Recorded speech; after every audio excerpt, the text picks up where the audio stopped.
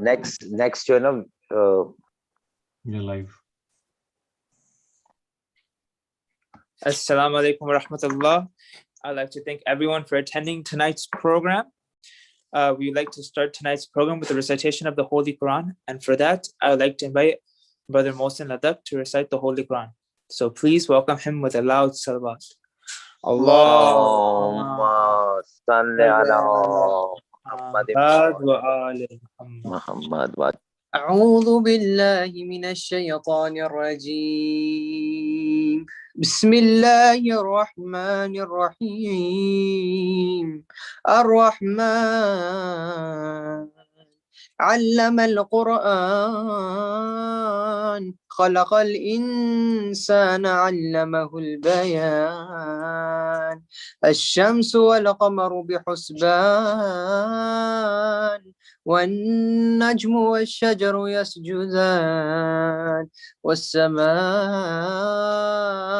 رفعها ووضع الميزان ألا تطغوا في الميزان وأقيموا الوزن بالقسط ولا تخسروا الميزان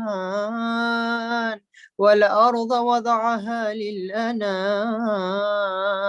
فيها فاكهة والنخل ذات الأكمام والحب ذو العصف والريحان فبأي آلاء ربكما تكذبان خلق الإنسان من صلصال كالفخار وخلق الجان من مارج من نار فبأي آلاء ربكما تكذبان رب المشرقين ورب المغربين فبأي آلاء ربكما تكذبان مرج البحرين يلتقيان بينهما برزخ لا يبغيان فبأي آلاء ربكما تكذبان يخرج منهما اللؤلؤ والمرجان فبأي آلاء ربكما تكذبان وله الجوار المنشآت في البحر كالأعلام فبأي آلاء ربكما تكذبان كل من عليها فان ويبقى وجه ربك ذو الجلال والإكرام فبأي آلاء ربكما تكذبان يسأله من في السماوات والأرض كل يوم هو في شان فبأي آلاء ربكما تكذبان سنفرغ لكم أيها الثقلان فبأي آلاء ربكما تكذبان يا معشر الجن والإنس إن استطعتم أن تنفذوا من أقطار السماوات والأرض فانفذوا لا تنفذون إلا بسلطان فبأي آلاء ربكما تكذبان يرسل عليكما شواظ من نار ونحاس فلا تنتصران فبأي آلاء ربكما تكذبان فإذا انشقت السماء فكانت وردة كالدهان فبأي آلاء ربكما تكذبان فيومئذ لا يسأل عن ذنبه إنس ولا جان فبأي آلاء ربكما تكذبان يعرف المجرمون بسيماهم فيؤخذ من النواصي والأقدام فبأي آلاء ربكما تكذبان هذه جهنم التي يكذب بها المجرمون يطوفون بينها وبين حميم آن فبأي آلاء ربكما تكذبان ولمن خاف مقام ربه جنتان فبأي آلاء ربكما تكذبان ذواتا أفنان فبأي آلاء ربكما تكذبان فيهما عينان تجريان فبأي آلاء ربكما تكذبان فيهما من كل فاكهة زوجان فبأي آلاء ربكما تكذبان متكئين على فرش بطائنها من استبرق وجنى الجنتين دان فبأي آلاء ربكما تكذبان فيهن قاصرات الطرف لم يطمثهن إنس قبلهم ولا جان فبأي آلاء ربكما تكذبان كأنهن الياقوت والمرجان فبأي آلاء ربكما تكذبان هل جزاء الإحسان إلا الإحسان فبأي آلاء ربكما تكذبان ومن دونهما جنتان فبأي آلاء ربكما تكذبان مدهامتان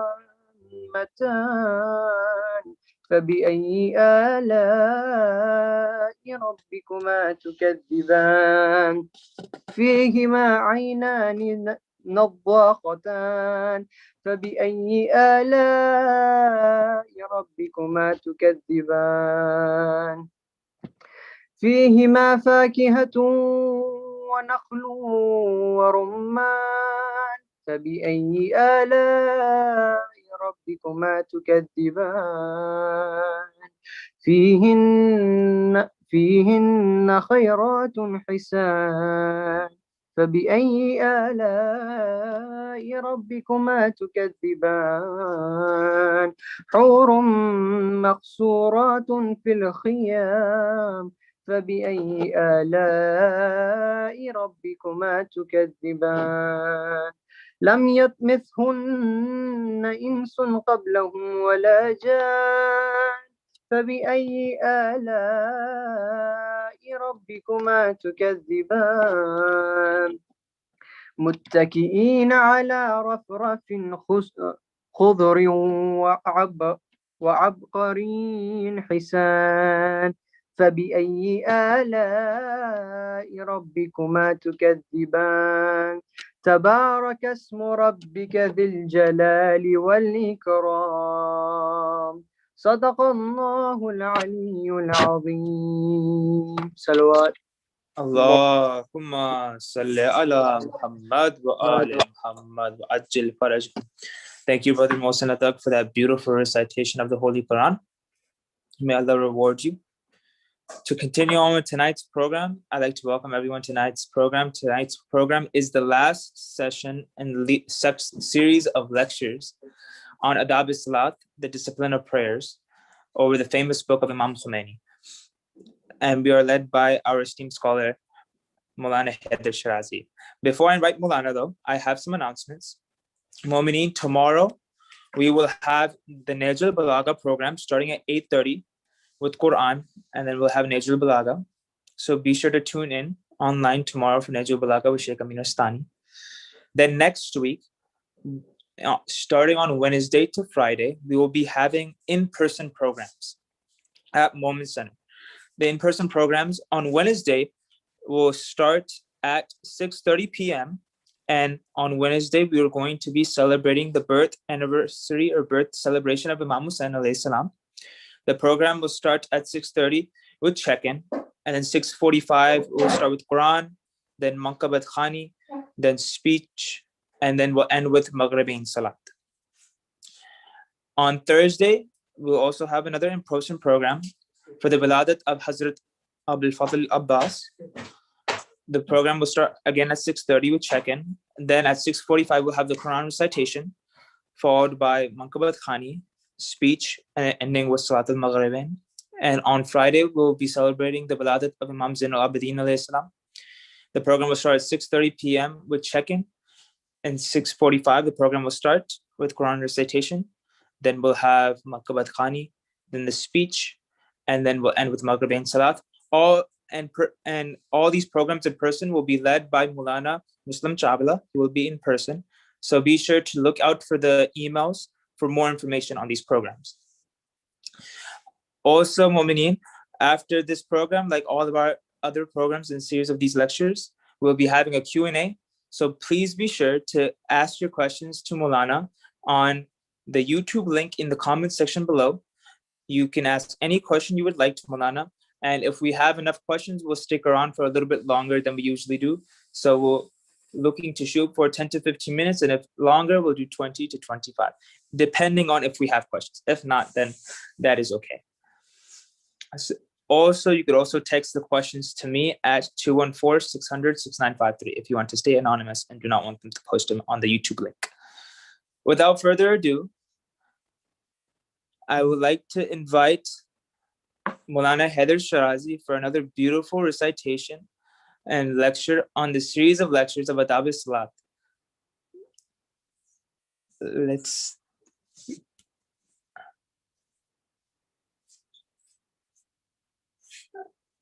We'll wait a couple of minutes so Maulana can come in, twin.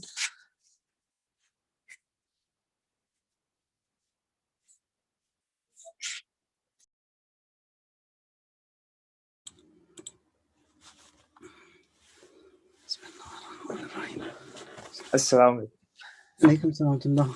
So, without further ado, I would like to invite our esteemed beloved scholar, Maulana Hayder Shirazi, for the last series, unfortunately, the last series in this beautiful series of lectures, Adab Salat, which from the famous book of Imam Khomeini on the discipline of prayers. So, without further ado, please welcome Maulana Hayder Shirazi with a loud salawat. Allahumma salli ala Muhammad wa ali Muhammad wa ajil. أعوذ بالله من الشيطان الرجيم بسم الله الرحمن الرحيم الحمد لله رب العالمين وصلى الله على سيدنا ونبينا أبي القاسم المصطفى محمد اللهم صل على محمد وآل محمد أجل فرجه. بهم نتولى ومن أعدائهم نتبرأ إلى الله. اللهم كن لوليك الحجة ابن الحسن صلواتك عليه وعلى آبائه في هذه الساعة وفي كل ساعة وليا وحافظا وقائدا وناصرا ودليلا وعينا حتى تسكنه أرضك توها وتمتعه فيها طويلا. اللهم صل على محمد وآل محمد وأجل فرجه. It's the last session of the series, and also we are close to the Mab'as and the Mi'raj of Rasulullah sallallahu alayhi wa sallam. And in this spiritual journey of Rasulullah, where he went there to the highest of points and before Allah Tabarak wa Ta'ala, he was educated, he was taught, he had questions that he was given reply to by Allah Tabarak wa Ta'ala. And on occasions, he himself asked the Almighty, and the Almighty, he replied. Among these mentoring or teaching or educational program that Rasulullah had with Allah, the Almighty, he addresses him and says, Ya Ahmad, Ajibtu min salasati abid. Now this has been recorded as Hadithul Mi'raj. It's quite a lengthy hadith, and I'm just reciting a few phrases from there that are to do with our topic on Salat. The Almighty says, Ya Ahmad, ajibtu min salasati abid. I am amazed from three kinds of people. Abdun dakhala fi salat wa huwa ya'lam ila man yarfa yadayh wa quddama man huwa wa huwa yan'as. The first, it's a person who stands before God. He knows who he has stood before. He has raised his hands before him. وَهُوَ يَنْعَسْ, and he yawns. He's lazy. He is yawning before God.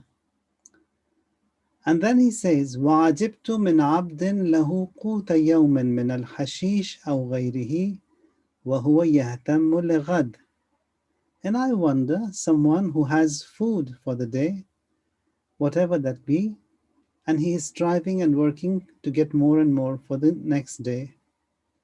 وَعَجِبْتُ مِنْ عَبْدٍ لَا يَدْرِي أَنَا رَاضٍ عَنْهُ أَمْ سَاخِطٌ عَلَيْهِ وَهُوَ يَضْحَكُ. And furthermore, I am much amazed at a servant who does not know as to whether or not I am happy with him, and then he laughs. So these three kinds of people, Allah says, I'm amazed with them. Now the first one, it belongs to us, that is Salat. I wonder how a person can stand before me and yet yawn and slumber in the presence of Allah Tabaraka wa Ta'ala. That is to say that someone who has stood before the Almighty, he is not focused, and he doesn't, the etiquettes, the adab, or the mood or the manner that he ought to have, he doesn't have in prayers, and he is standing before the Almighty God. That is bad. And that is what Allah is mentioning over here, as to it is one of those bad etiquettes. And in another hadith, the Almighty says that someone who is of such a nature, does he not fear that I can change him into a donkey? That is standing before God and yet not focusing, not giving importance to the Almighty Allah, and wandering around in our thoughts and minds. That is such bad that truly a person, he deserves to be changed into a donkey. In the continuation of this same hadith, the Almighty says, Ya Ahmad, inna fil jannati qasran min lu'lu'atin fawqa lu'lu'ah. That in the heaven there's a palace made of pearls, pearls laid on pearls. Such beautiful this palace is. وَدُرَّةٍ فَوْقَ دُرَّةٍ لَيْسَ فِيهَا فَصْمٌ وَلَا وَصْلٌ. You don't see any joints between the bricks that have been laid here, and you don't see any grooves. Now, generally when you lay bricks next to each other, there is a groove which is between the two bricks.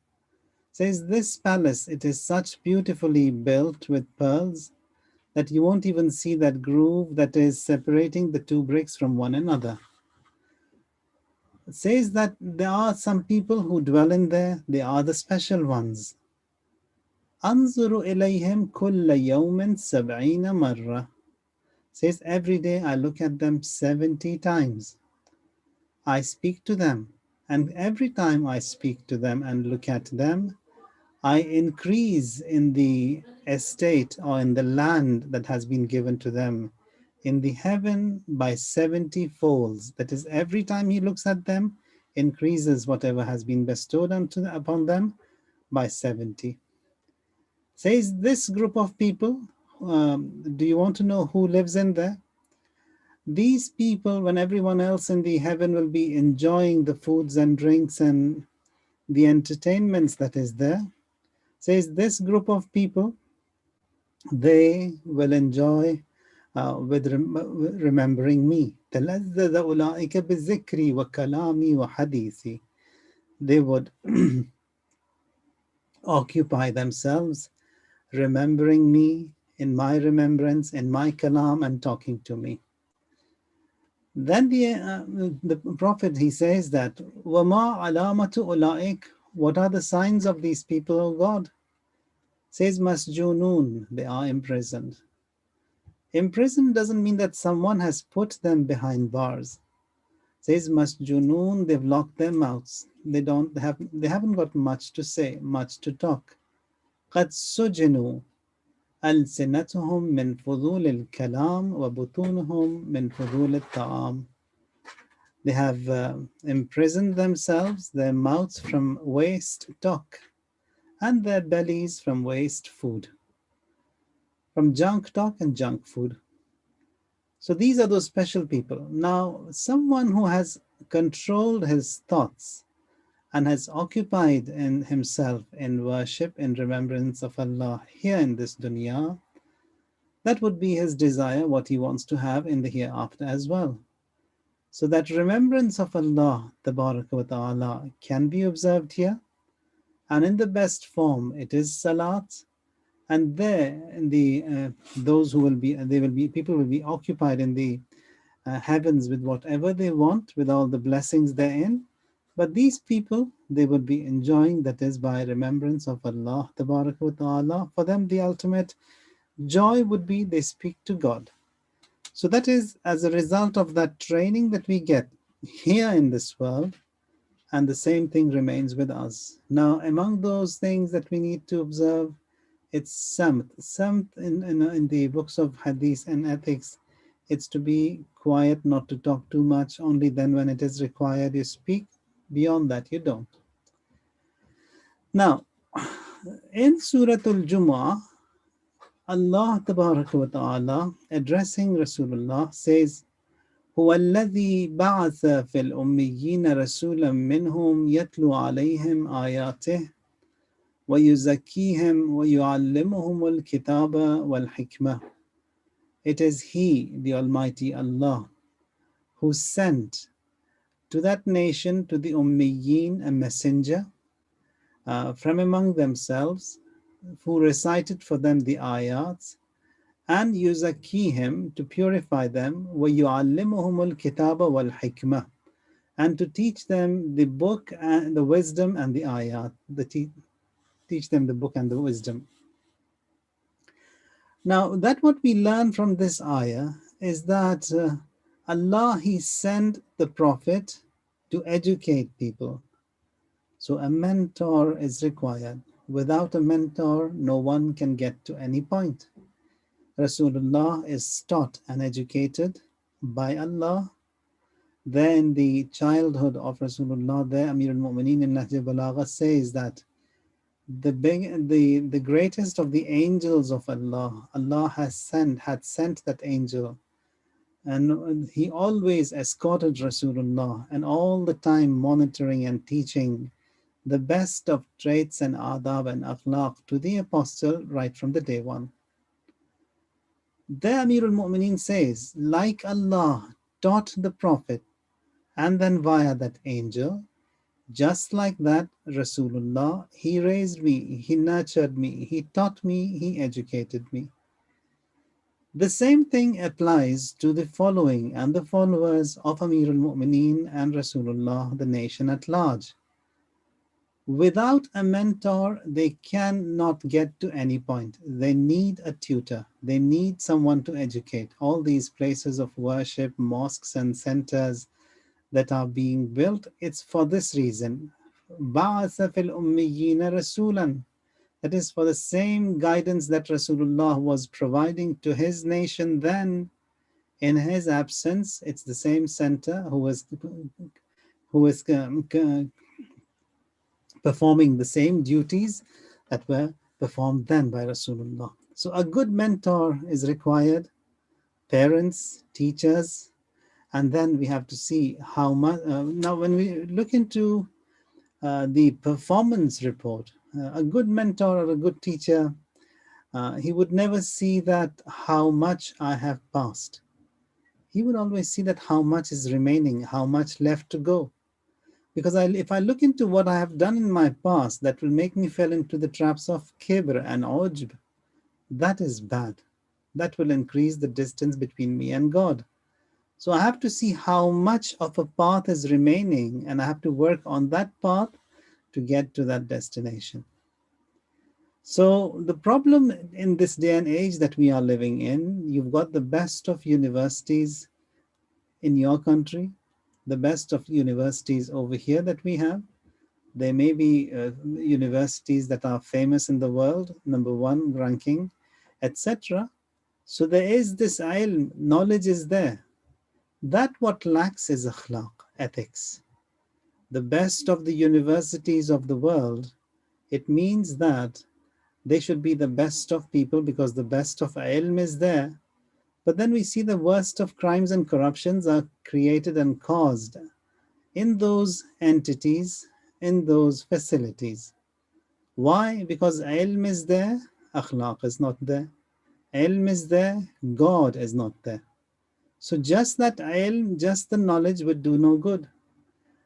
That the reason why Allah Tabaraka wa Ta'ala has sent the Prophet, and if you see in Quran, in Surah Al-Shams, the Almighty, He swears 11 times, وَالشَّمْسِ وَضُحَاهَا وَالْقَمَرِ إِذَا تَلَاهَا وَالنَّهَارِ إِذَا جَلَّاهَا, and continues and comes to this point, says, قَدْ أَفْلَحَ مَنْ زَكَّاهَا. After swearing 11 times, He says, prosperous are those who have purified themselves. How have they purified themselves? That is, ilm they may be having, may not be having. But then purification they have, that is by connecting to Allah Ta'ala, to a true mentor, to a sincere person, to a sincere alim, they got connected and they got educated.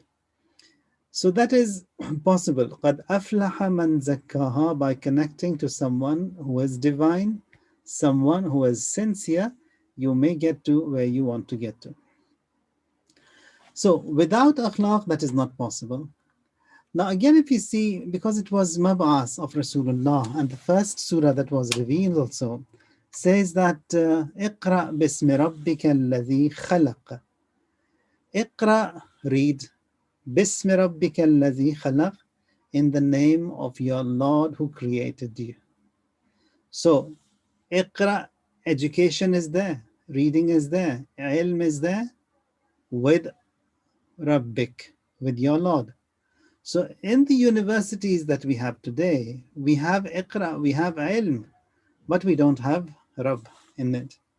That's why all that corruption is there. That's why all that distancing is there, that deviation is there, that people, they don't educate themselves, that is spiritually and morally. So Iqra has to be there with Bismi Rabbik. Without Bismi Rabbik, Iqra is of no use. Now these people who have educated themselves and also with Allah, now some of the points that we see are that whatever a mentor teaches you, if he is divine, everything that he says is connected to Salat. Without Salat, it is not possible for you to get to any point. Says الَّذِينَ إِن مَكَّنَّاهُمْ فِي الْأَرْضِ أَقَامُوا الصَّلَاةِ. That is, to them, when an ability and an opportunity is given on the earth, أَقَامُوا الصَّلَاةِ, they keep up prayer, they establish prayer. قَدِّمُوا لِأَنفُسِكُمْ, an investment for our akhirah, that is via Salat. So this investment for akhirah, without Salat, it is not possible. Salat has to be there. Salat is the most important requirement for that. So a religious and an ethical duty of every one of us for our generations from falling into the traps of this materialism is Salat. Salat will save us. Salat will protect us. Now, when we look into the prisons, for example, most of those who have been imprisoned or who are behind bars, they are those who were disassociated with Salat, with prayers. Majority of the criminals worldwide, they are those who have nothing to do or little to do with Salat. Exceptions like those mu'mineen who are in Bahrain and Hijaz, the reason why they are behind bars is because of that wilayat that is in them and that they don't like. So that is something else.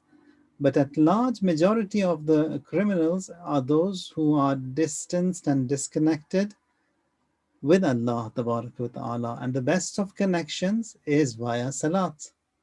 So every one of us wants to be the best. And Quran says, وَمَنْ أَحْسَنُ قَوْلًا مِمَّنْ دَعَى إِلَى اللَّهِ.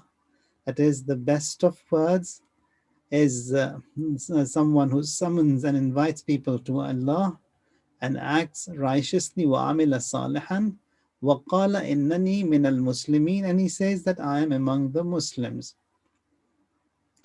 So Quran and Quran, Riwayat, Nahj al-Balagha, when you analyze them, when you look into them, they all recognize that prayer, that is Salat, is the pivot for everything. Salat is everything. وَعْلَمْ أَنَّ كُلَّ شَيْءٍ مِّنْ عَمَلِكَ تَبَعٌ لِصَلَاتِكَ. Amir al-Mu'mineen says that whatever you do follows Salat. So first it is Salat, and all your actions, they are connected and they become, they follow your Salat, your prayers. تَبَعٌ لِصَلَاتِكَ. So when you see that some baby is born, Adhan is there, Iqamat is there given in the ears of that baby, newborn. Now when he grows old and he dies, placed in the grave, again it's the same thing. Again the same reminders, connection with Allah Tabarak wa Ta'ala. You want rain, there's a drought. You need Salat Istisqa. And what does this rain do? It has an effect on the skies. It makes the clouds rain. You have an eclipse or some kind of a natural disaster. You have Salatul Ayat. So what does that do? That has an effect on the earth.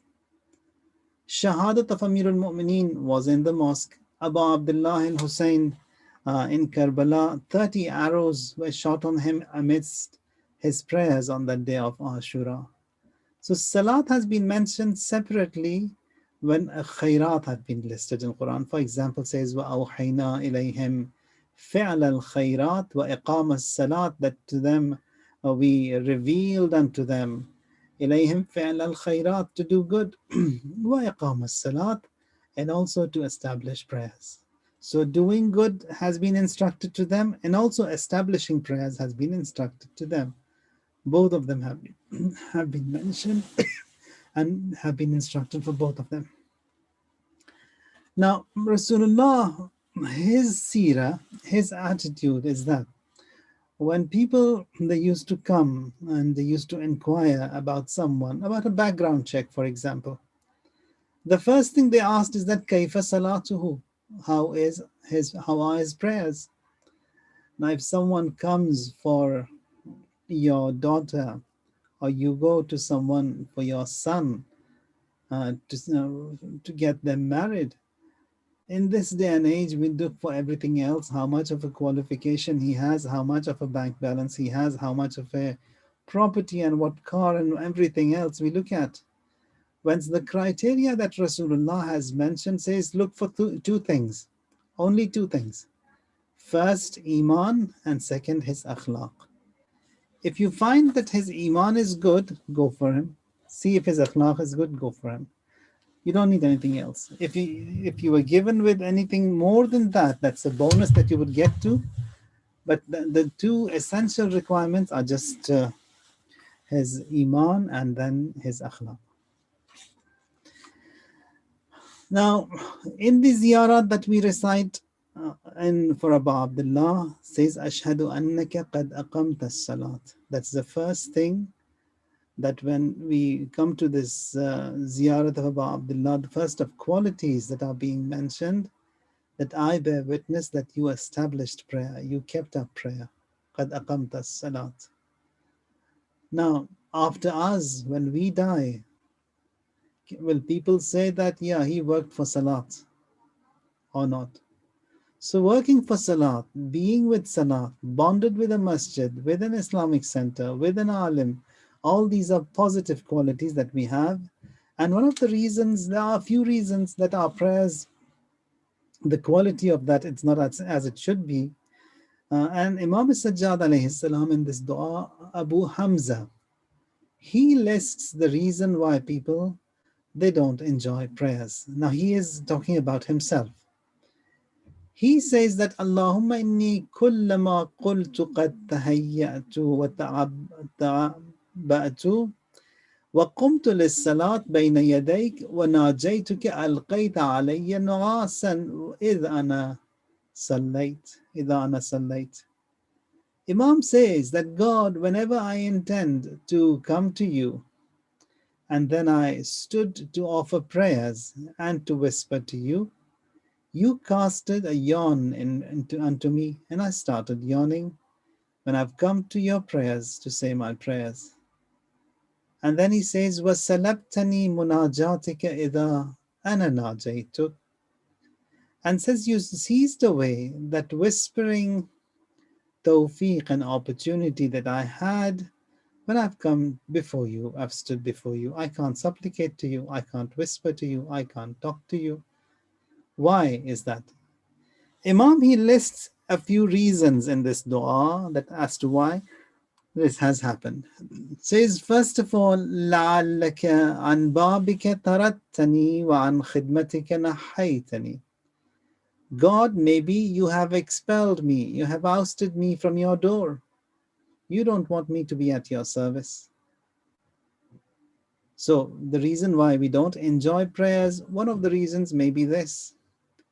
The second that Imam mentions, أَوْ لَعَلَّكَ رَأَيْتَنِي مُسْتَخِفًّا بِحَقِّكَ فَأَقْصَيْتَنِي, says that, or maybe that you observed my disregard of your right on me, and that is what has distanced me from you. Then Imam says, أَوْ لَعَلَّكَ رَأَيْتَنِي مُعْرِضًا عَنْكَ فَقَلَّيْتَنِي, or maybe you saw me headed away from your path, I've distanced from you.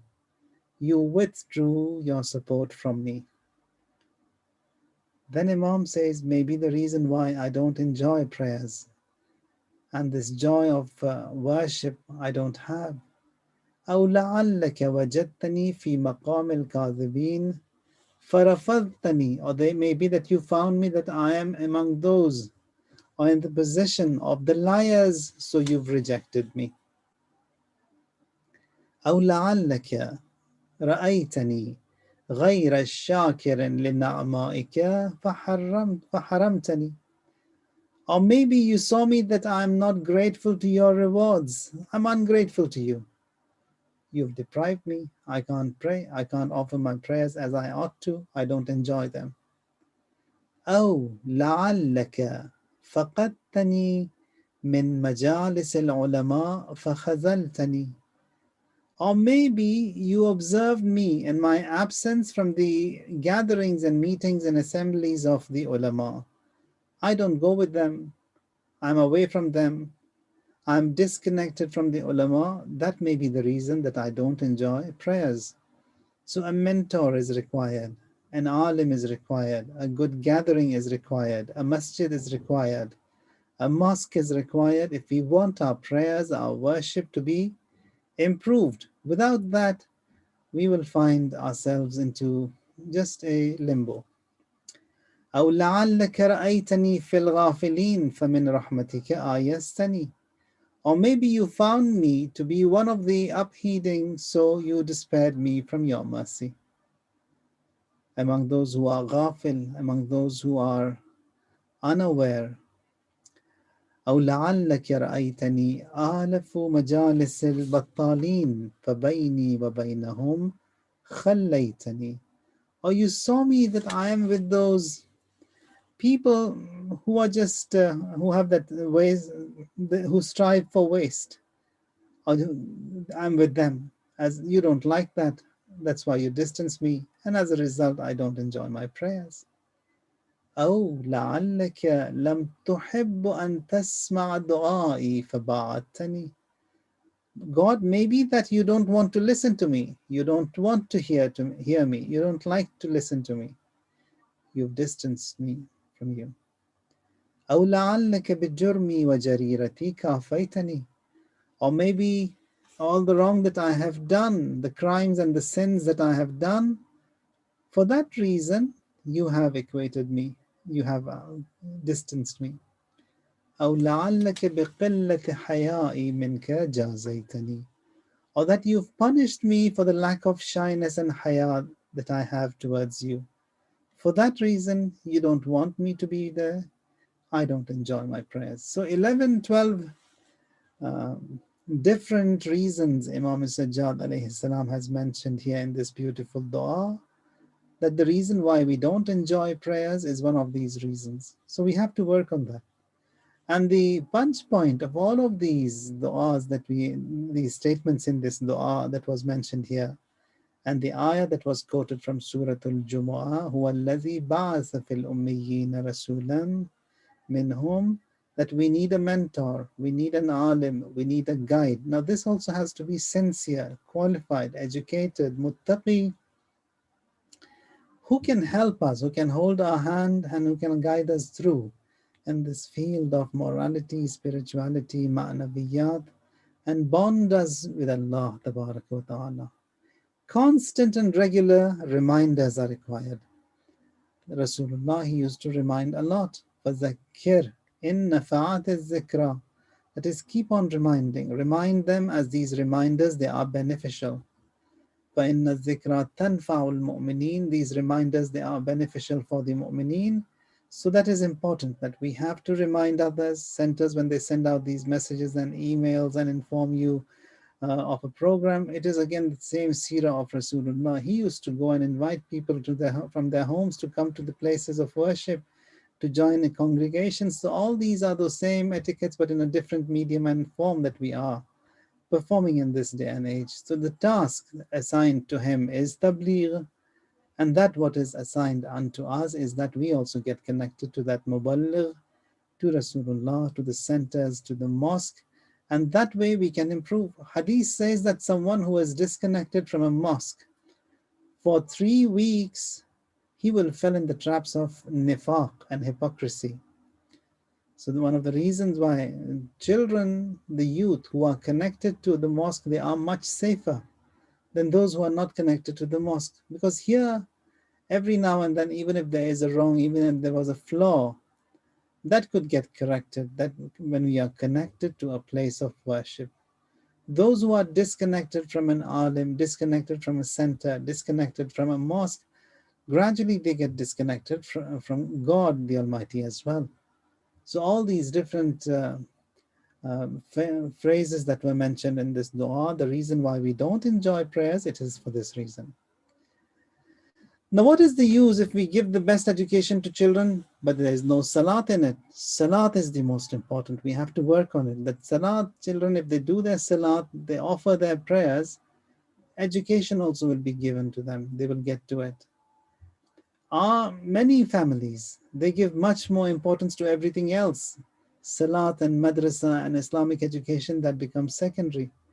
As it is just one day a week, which is very little, which is nothing. Now this deen has to be reminded. Now when we have salat 5 times a day, means there has to be someone who has to remind for so many times. So we educate our children with everything. We say them what is in the seabed, what is in the sky, and all that is in the oceans and the skies, all those sciences and knowledges, we tell them. Now, when what about prayers? Do we teach that to the children as well? Is salat only to fulfill a wajib? Salat, it's that love a person has towards the Creator, towards the Almighty, that has to be taught. That has to be nurtured to ourselves, that the reason why we stood in worship before Allah, that is one of the ways of how we can thank Him. That is for all the blessings that He has given to us. One of the ways how to extend that gratitude, it is by salat. So these are important questions, and we need to ask ourselves and how much of an importance we give to them. Now, one of the other thing is that when it comes to inviting our family towards prayer, a lot of patience is required. Youth, sons and daughters, and especially in the early days of their bulugh, there a lot of sabr is required. Quran has an ayah says, "Wa'mur ahlaka bis salat." That is, you can instruct your family to salat. You invite them to salat. Not just that, the next ayah, the continuation of the ayah says, "Wastabir alayha." That is, with patience. Not that you just told him to get up and say his prayers once. Continue saying that with patience. You repeat that. You tell him. You invite them so much that they get on track. So وَأْمُرْ أَهْلَكَ بِالصَّلَاةِ وَاسْتَبِرْ عَلَيْهَا. And then continue and be persistent on it with patience. Now, if we need help, you can get help from someone who is sincere. Now, there's no shame in it. If you want to teach something and you cannot, ask someone who can help. Ask an alim in town who can help, educate them, teach them the ahkam. And there's no shame in it. Prophet Musa alayhi salam was in need of help. He could not speak so clearly. He was a bit hyphenated. He says, God, you've given me an assignment, a task to go and speak to Fir'aun. Send my brother Harun with me. He speaks clearly. He speaks better than me. Allah accepts. Says Allah, I want a sharik, a partner. He is better than me in his speech. Assign me, allow him to come with me. He says, okay. Now there are various methods to invite, to attract the new generation to Salat, the beauty of Salat be told to them, thanking the benefactor be told to them, the dangers of abandoning Salat should be mentioned to them, and how weak we are, that has to be told to them. And we need to get connected to the unseen and all that might which is in the unseen. All these things have to be somehow, they should be taught and placed in their minds so that Salat, it is understood, it is digested, and they know what Salat is. So namaz, it teaches us the rights, how to observe the rights of before humans, animal rights. If there is water, and then if you perform wuzu, there's an animal as well. If you give that water to that animal, you can't do your wuzu. Says priority is with giving that water to those who are in need. If you do wuzu and there's someone who is in need, your wuzu will be batil. So all of these are the ahkam that we have. They are in that salat. And that, for example, when it says that when you want to stand and worship, not anywhere, you have to be focused towards the qibla. That is another beauty that we have in Salat. Do we say anything in our Salat? We have stood before God. Anything we want, we can say? No. You have to say what you have been taught to say. There is a format. There is a language. Now, in all of these planes, there are thousands of planes flying in the skies. Now, all of these pilots, when they communicate with the control tower, they have to communicate in English. Whatever the language of that country be, but when they want to speak to the control tower, they have to speak to them in English. So this is another objection that is raised, that if it is God and if it is prayer, then why it cannot be in their own language? Anyone can speak to God in their own language. Then why does any pilot doesn't speak to the control tower in their own language? No, there are some rules. Here, the rule is that you have to speak to God in the format, in the language that was taught to us by the Prophet sallallahu alaihi wasallam. So not any worship, any kind of a worship. No, nowadays they say that we can just sit and meditate. We sit for an hour, for 40 minutes in that posture, and that can be salat. No. Iyyaka na'budu.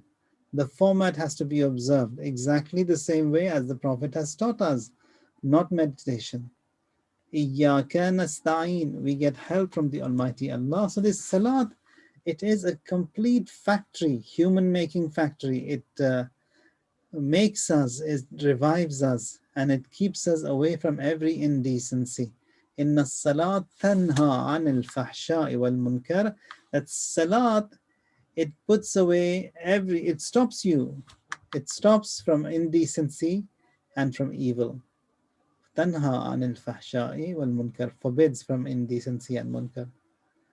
So the dua also that we have repeatedly mentioned in Quran, Prophet Ibrahim says, Rabbi ja'alni muqimas salati wa min zurriyati. Allah, make me among those who establish prayers, who keep up prayers.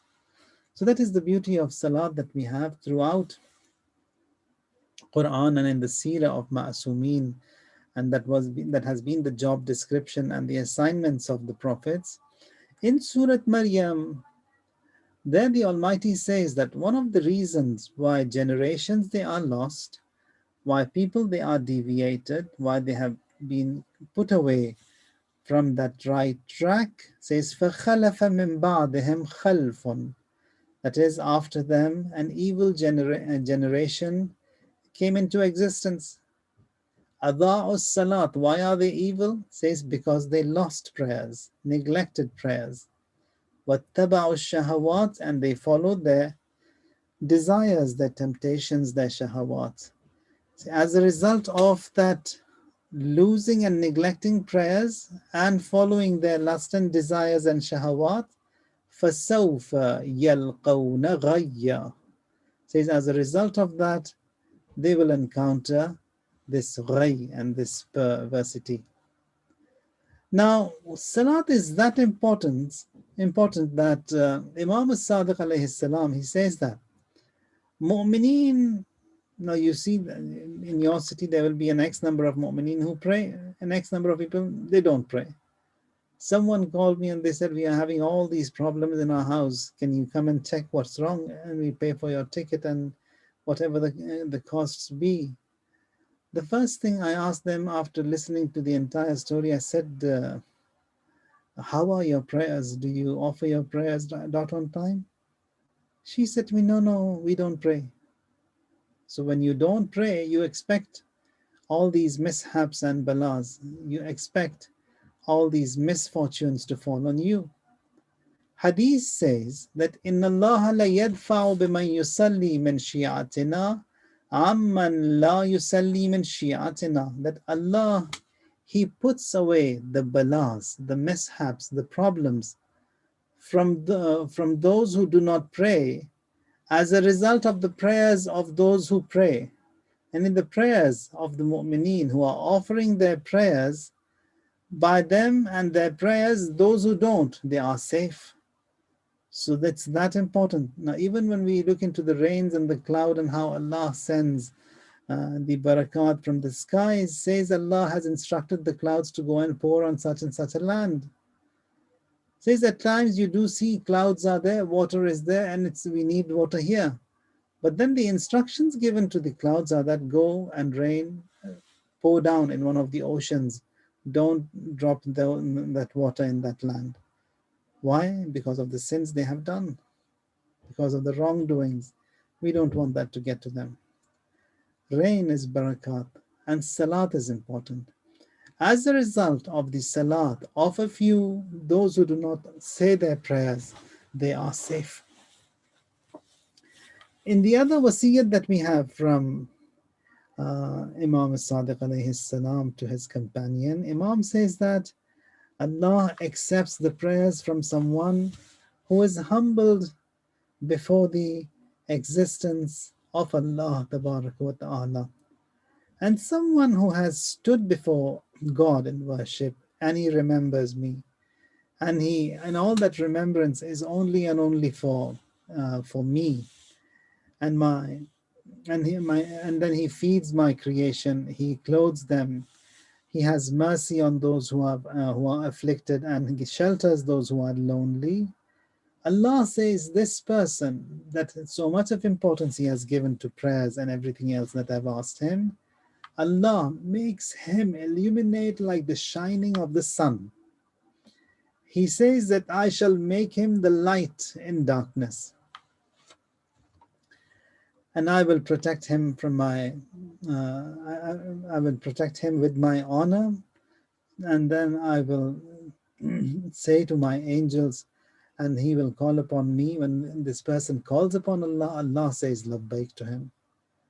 So that is the beauty of Salat. That is the value, the worth of an individual is based on how much of an importance he gives to Salat.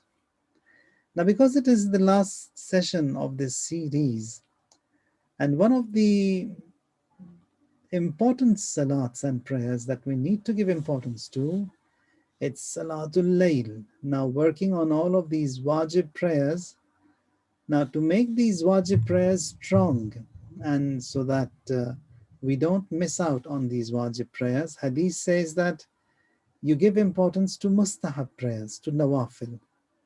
Nawafil, they act like shock absorbers. If you have a shock absorber in your car, then you won't feel the bumps and you will have a safe ride. And if anything happens also, it will not hurt you. And if there are no shock absorbers in this car, every bounce is going to be bothering, troubling, and it may harm you, cause all that distress, and it's not going to be an easy ride. Says that these mustahab prayers that you offer, they are shock absorbers, as a result of which your wajib prayers, they will be safe. If you offer an X amount or a good number of mustahab nawafil, there the wajib will definitely never be lost.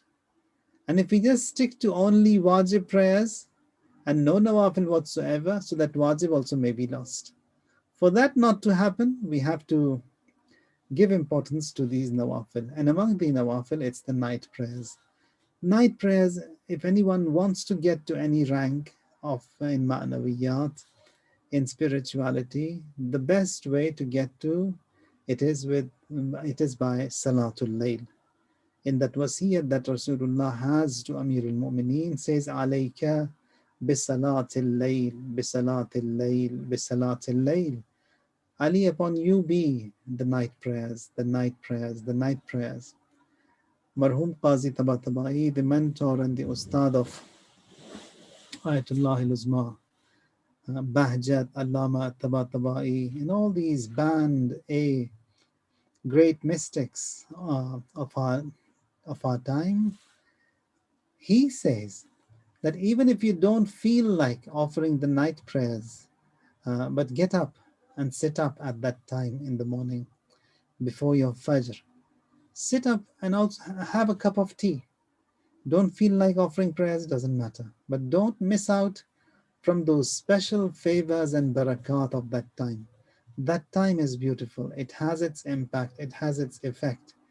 Whatever you want, you can get from Allah. Now, those of you who get up and are up at that time, and then you say your Fajr prayers, that is prior to Fajr 15, 20 minutes or more, you are up, and then you wait until it's time for Fajr, and then you say your Fajr prayers. Says this Fajr prayers of yours, it will be recorded twice. And the night prayers also you offer will be recorded twice. Because you've got the night staff angels who are working there. They leave the shift at the time of Fajr. And then the day staff angels, they come to join service. So at that point of Salat, you've got a heavy downpour of the angels, that is angels coming down, angels ascending and going up. So at that point, there's a point when there is a heavy traffic of an incoming and the outgoing team of angels. It says when you say your prayers at that time, may that be Fajr or may that be your night prayers, so the angels recording, the day staff angels recording in the book, they would say, I've seen him. He said his Fajr prayers. And the night staff angel also saying, yeah, I saw him doing the Fajr prayers. So the angels recording the night service and the day service, you've got your name enlisted in both the manifests of the night and the day. So twice you will be rewarded. Now the night prayers, it's beautiful. Now the instructions given to Rasulullah sallallahu alayhi wa alihi wasallam on 112 occasions in 45 surahs, Allah talks about Salat. And on 17 occasions talks specifically about the night prayers. Says وَمِنَ اللَّيْلِ فَاسْجُدْ لَهُ وَسَبِّحْهُ لَيْلًا طَوِيلًا. And from during the night, you adore and you glorify the Almighty Allah for a long part of that night. So among the nawafil, which is beautiful and it will get you to your destination fast and quick, are the night prayers. Says وَمِنَ اللَّيْلِ فَتَهَجَّدْ بِهِ نَافِلَةً لَكَ عَسَىٰ أَن يَبْعَثَكَ رَبُّكَ مَقَامًا مَحْمُودًا.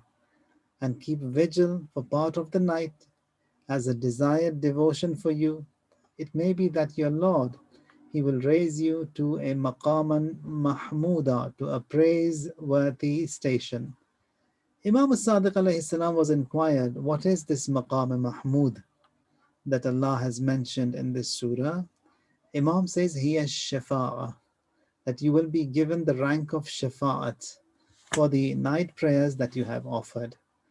And you will be given the rank of intercession that is shafa'at on the day of judgment. That's a high rank.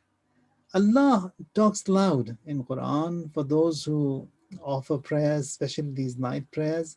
Says, "Wal mustaghfirina bil ashar," and those who seek forgiveness, and especially at the time of the night prayers. Hadith from Rasulullah says that during the day you ask whatever you want, but at night it is the time for istighfar, to seek the forgiveness of Allah. وَالَّذِينَ يَبِيتُونَ لِرَبِّهِمْ سُجَّدًا وَقِيَامًا, and those who pass the night in sajdas before their Lord and in standing. That qiyam and that sujood is there in their lives. So night prayers, they are important. And Quran also swears by the night. وَاللَّيْلِ says by the night.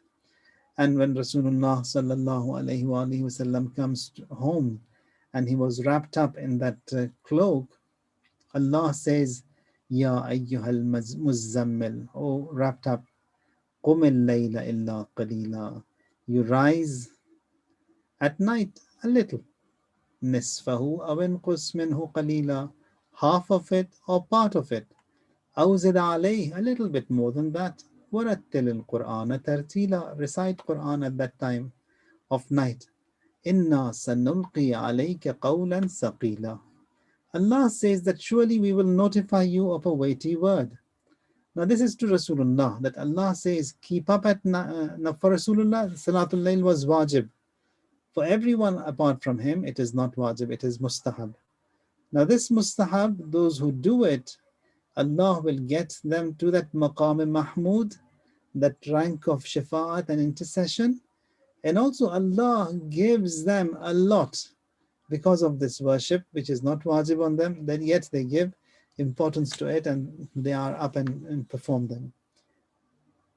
Now, during the day, you've got a lot to do. There's a lot of work to do. So keep up at night in worship, a little of it, half of it, part of it, whatever is possible. Now that the prescription or the invitation given out to everyone here in this session will be to work on one of these prayers and on the night prayers. If it is difficult to wake up every day, at least make it a habit on Thursdays, on Fridays, on weekends, and slowly get it on board and add that to your daily program. That Salat is beautiful. Whoever wants and to whatever rank he wants to get, he can get to that rank, that is by Salatul Layl. Night is important. And Shaitan has ruined this night with this social media that we have. And Allah, He says that you sleep at night. If you want to have a rest, have that rest at night. I've made the night to rest and the day to work. If people are going to be up at night every day and then they can't sleep, they can't rest, they can't work, night is also gone, day is also gone. Quran says, Inna anzalnahu fi laylatil qadr. We revealed Quran in the night, Laylatul Qadr. Rasulullah, when he was to be taken on that trip to Mi'raj and that Asra, says, Subhanalladhi asra bi'abdihi laylan. He was taken in the night. وَاللَّيْلِ إِذَا يَغْشَى. Allah swears by the night. And when it comes to mu'mineen and muttaqeen, it says, Innal muttaqeena fi jannatin wa uyun. They will be in the gardens with all those fountains there. Akhidina ma atahum rabbuhum. Why Allah is going to be giving all of that to them in the heavens? Says, Innahum kanu qabla dhalika muhsinin. Because they were very good. They were muhsin, they were good, doers of good. And kanu qalilan min al-layli ma yahja'un. And they used to sleep but little in the night. So night they occupied in worship. And the next ayah says, وَبِالْأَسْحَارِ هُمْ يَسْتَغْفِرُونَ.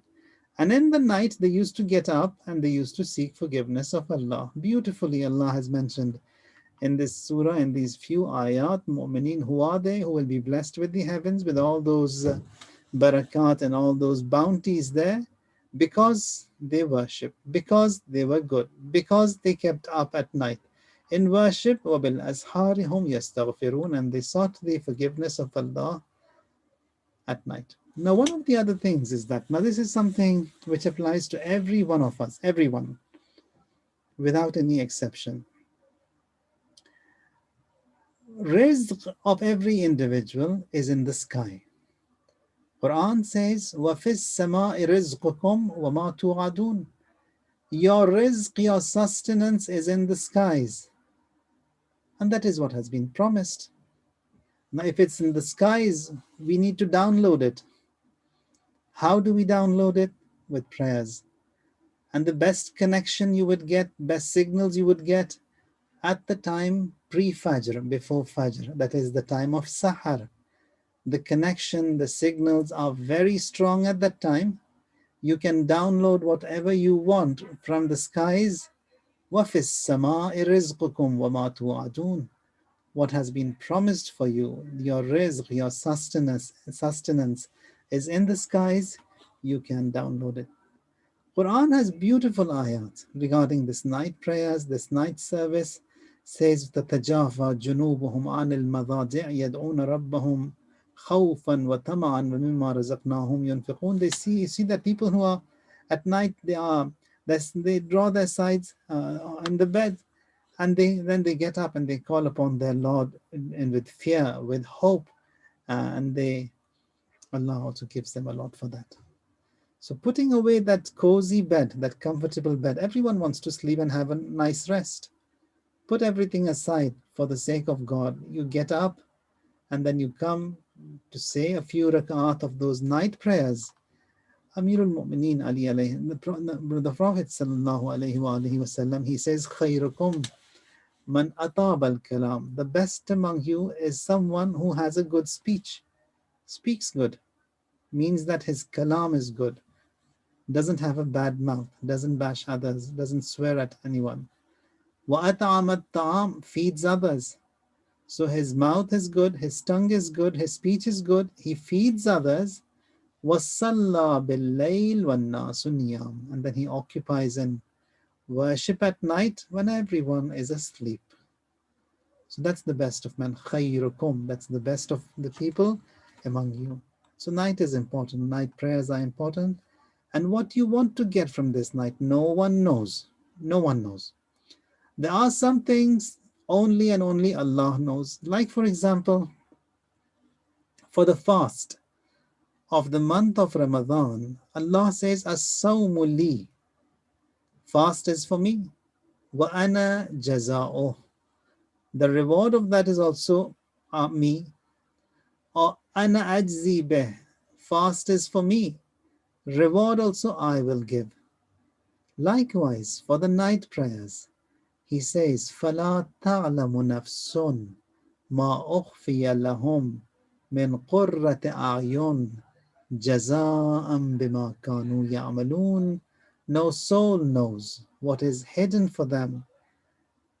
No one knows what is hidden for them, which will refresh their eyes. A reward for what they did. That is the night prayers.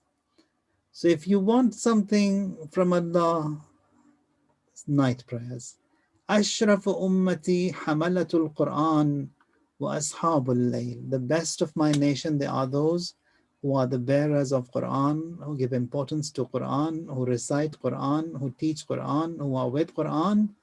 وَأَصْحَابُ اللَّيْلِ, and those who are bonded with the night prayers. Sharaful mu'min salatul layl. The honor of a mu'min are the night prayers.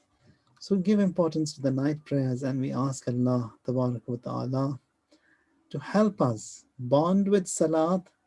Now if we bond with salatul layl, then all the other prayers we will be bonded with them easily. Laysa min shi'atina. He is not from among our Shias. Man lam yusalli salatul layl, who does not offer the night prayers. How to offer the night prayers? Very briefly, it's 11 rak'ats, 4 rak'at, 8 rak'at of that in sets of 2. You would do with the niyat of the night prayers, salatul layl, namaz al-shab. And then after that, it's a 2 rakat, which is called the shafa prayers, namaz al-shafa. And then it is 1 rakat watr. So these are 11 rakat. If you were to do only these basic, do it, doesn't matter. Then slowly when you get the hang of it and you've taken it on board and onto your daily program, then you can intensify and give a little bit of a more of marination to it, more du'as to it, more azkar to it, more time to it.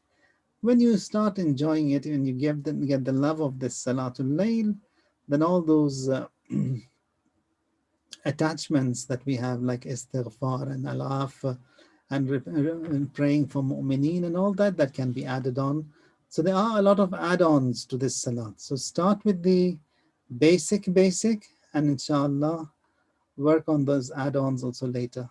So with this salatul layl, you will be given tranquility, health will be good character will be given to you, forgiveness of sins is there, you will have a good fragrance, easing of problems is there, shaitan is enraged by you bonding with Allah in salat, and the pleasure and contentment of Allah is sought, a good end is given, removal of pain and afflictions, a long life, an enlightened home, and enlightenment in your overall performance, and your life will be given to you. Acceptance of du'as, a good eyesight, all these are the basic, some of the blessings that Allah Tabarak wa Ta'ala gives as a result of someone bonding himself with Allah Tabarak wa Ta'ala, with salat, and in particular, the night prayers. Alayka bisalatil layl, bisalatil layl. Bisalatil layl, the Prophet says to Amirul Mu'mineen, upon you be the night prayers, the night prayers, the night prayers. وسبحان ربك رب العزة عما يصفون وسلام على المرسلين والحمد لله رب العالمين. Allahumma salli ala Muhammad wa ali Muhammad. Thank you so much, Maulana, for that amazing final lecture that we had today. On behalf of the Islamic Center, on behalf of this community, my family, and everyone here that is listening, a big thank you to you, Maulana. We have learned so much from these lectures, and we will totally miss them every single week. We will miss them every single week, learning more and more from you. It is truly a sorrow that we won't get to see this every single week and learn more from you. Thank you very much. Thanks a lot. Thank you. And with that being said, Maulana, we have a good amount of questions for you. People have lined up questions for you for this final session. So let's get... Mohammed, just, I've got 11 minutes, okay? 11, perfect, okay. So I will do as many questions as I can. I'll do the small ones first, get those out of the way. And if we have time for the big ones, then we'll do the big ones. We have to have another session exactly at 8, so I have to leave. Perfect. So, Maulana, the first question that we have is, if a mother who has an infant or a child that's praying and an infant and the child starts to cry mid namaz, is the mother allowed to break the namaz? What she can do is that she can switch from the wajib namaz to a mustahab prayer. Whatever that is, for example, I was saying my Zohar prayers and the baby started crying, I have to attend the baby. I just, within myself, I just switch this wajib zuhr prayers to a nafila of the night, of a namaz al-shab, or any mustahab prayer. When you switch from a wajib to a mustahab, then a mustahab prayers, you can break them. So that's the easy and the safe mode. Thank you so much, Maulana, for that answer. Amazing answer. We have a next one. We have a small one. The question is, how many miles away from the home does the prayer become qada via the fatwa of Ayatul Sistani? Qaza or Qada, qasr? yes. Qasr, you Or mean? qasr. Yeah, it's 45 kilometers according to the fatwa of everyone, round trip 45 kilometers, which is about 25 miles. Perfect. And 8 farsakh, right? Yeah. Okay. So Perfect. each farsakh, every farsakh is 3 miles. Perfect. Thank you, Maulana, for that answer. The next question that we have is, what is the importance of doing qada namaz and keeping track of them, especially as a person is going with an age and approaching death, that they have to keep count so the person that they're naib afterwards is able to do their qada namaz? What is the importance? Well, the qaza prayers, they have to be made up. They have to be made up before we die. Otherwise, we have to put that in the wasiyat to our children, that these are the prayers that were outstanding and for the son to do or the family to do, or from the wealth that you leave behind, 1/3 of that can be utilized for the prayers that I have missed. You can hire someone to offer those prayers on my behalf. So yeah, it is very important, and they need to be done. Perfect. Thank you, Maulana, for that answer.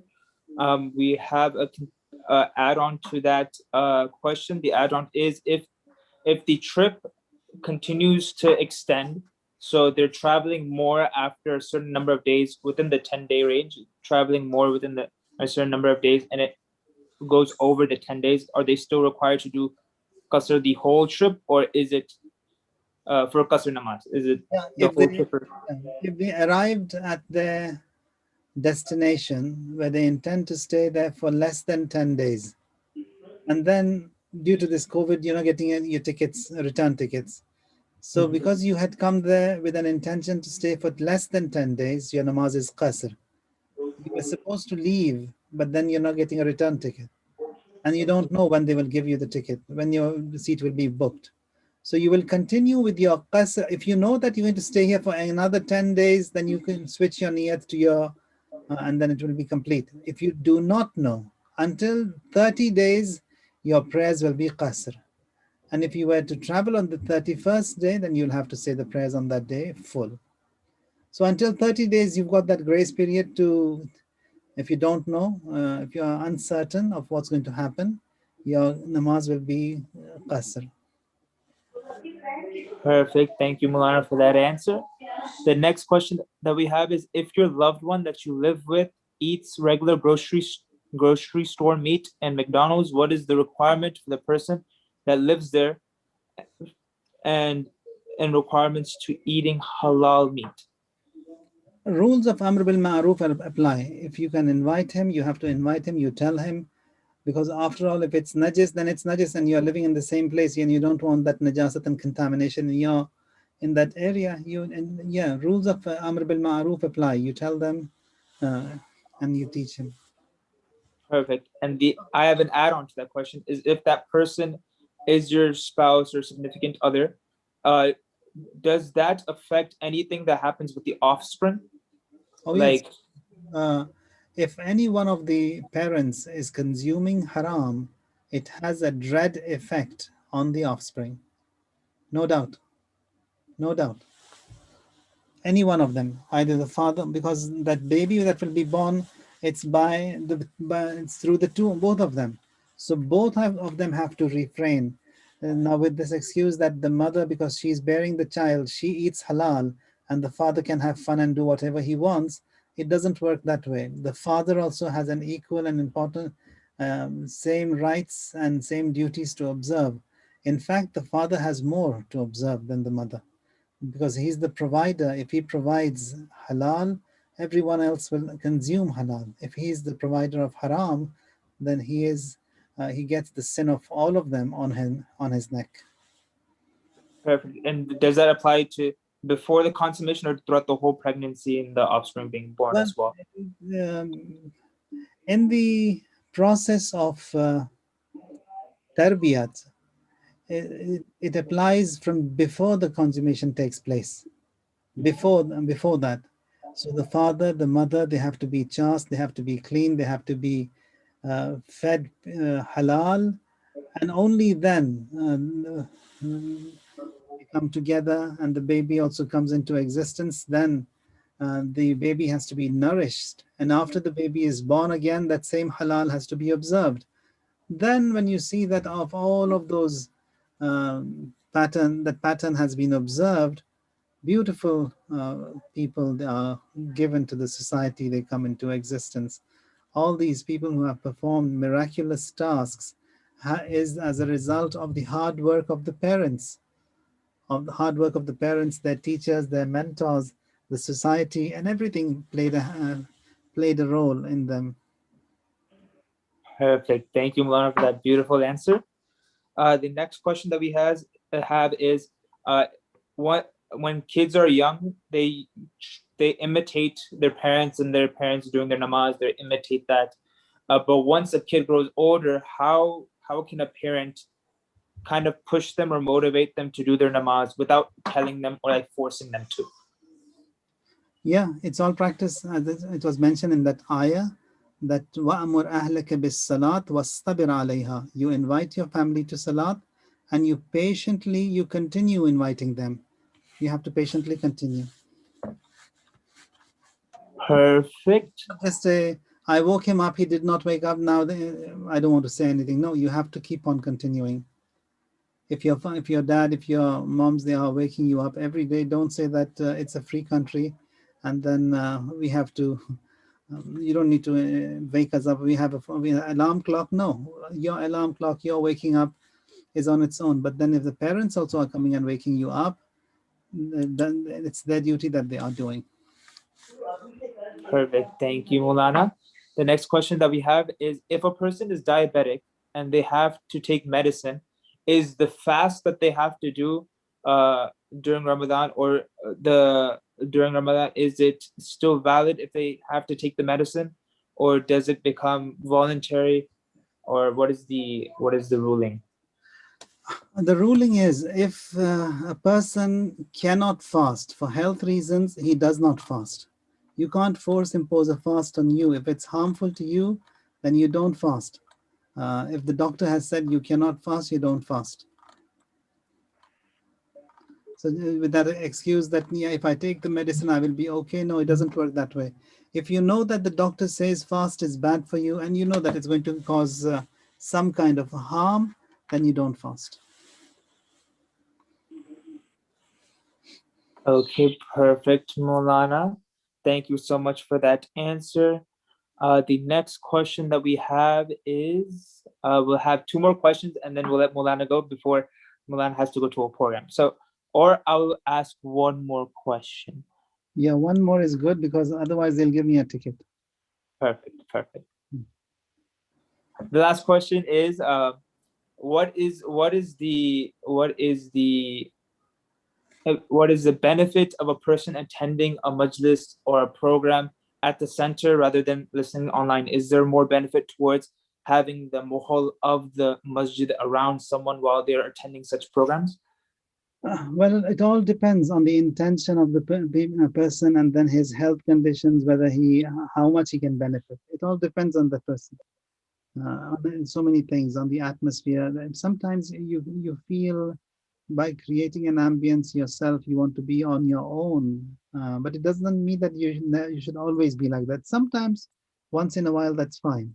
But then being connected to a masjid, to a jama'at, that is what is required, and that is what has been emphasized by the Ma'asumeen alayhim salam. Salatul Jama'ah, congregation prayers, you can't do them home. For that, you have to take that effort, and then you have to go to the masjid and say your prayers there. So all that has to be observed. Jum'ah, you can't do that at home. You have to go to the Jum'ah to be part of that jama'at. And also in a jama'at, in a congregation, du'as are accepted. Says that if the du'as of your du'as are not being granted, but when you go to a congregation, someone says Ameen to that dua of yours, there you get your duas granted and your hajat are given to you. Sometimes doesn't matter, but don't make it a habit. Go to a masjid, be bonded with a masjid, be with the mu'mineen. That is the whole idea. Rasulullah, he made that Masjid al-Nabi in Medina when he moved, so that people, they get together, they congregate there. They congregate around the Prophet in the masjid. Perfect. Thank you so much, Maulana, for your time. We are so blessed to have you, and inshallah, we'll look to have another workshop and series of lectures with you after Ramadan for Sirat of Nabi. So thank you so much, Maulana. If you could give us the ending dua. اللهم صل على محمد وآل محمد ربنا تقبل منا إنك أنت السميع العليم اللهم اغفر لنا ولوالدينا ولمن وجب له حق علينا ولمن وصانا بالدعاء ولجميع أمة محمد وآل محمد, for all mu'mineen and mu'minat. And thank you all for this invite and giving an opportunity to serve. Inshallah, look forward to seeing you again, and always at your service. Iltimas dua from every one of you. Thank you so much,